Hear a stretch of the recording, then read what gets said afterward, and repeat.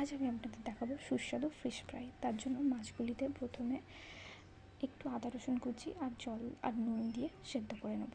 সেদ্ধ হয়ে গেলে ঠান্ডা করতে দেবো। ঠান্ডা হয়ে গেলে আমরা মাছটাকে ছাড়িয়ে নেব। তারপর একটা পাত্রে অল্প করে পেঁয়াজ কুচি, লঙ্কা কুচি, আদা রসুন কুচি আর ধনেপাতা কুচি নিয়ে নেব।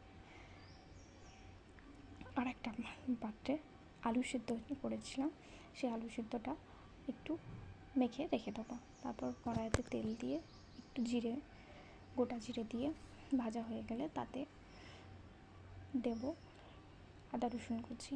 আদা রসুন কুচিটা অল্প ভাজা হয়ে গেলে তাতে দেব পেঁয়াজ কুচিটা একটু গোল্ডেন হয়ে গেলে আমরা তাতে নুন দিয়ে দেবো, অল্প একটু হলুদ গুঁড়ো দেবো, ধনে গুঁড়ো দেবো, জিরে গুঁড়ো দেবো।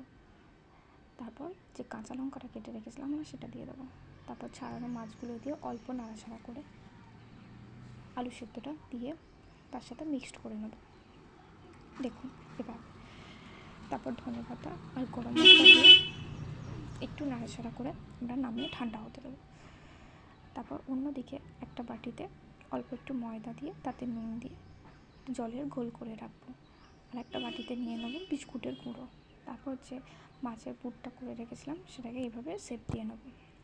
তারপর একবার ময়দার গলাতে একবার বিস্কুটের গুঁড়োতে ডুবিয়ে নেব। তারপর সেম প্রসেস আবার রিপিট করব।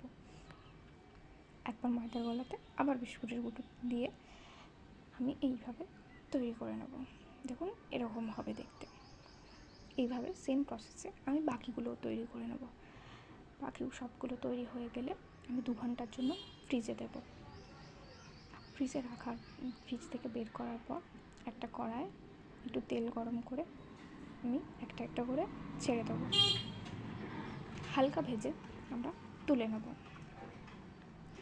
তারপর আবার তেলটা গরম করে আমি ওই ভাজাগুলোই আবার দিয়ে দেবো। দেখুন তাহলে এটা আরও ক্রিস্পি খেতে হবে।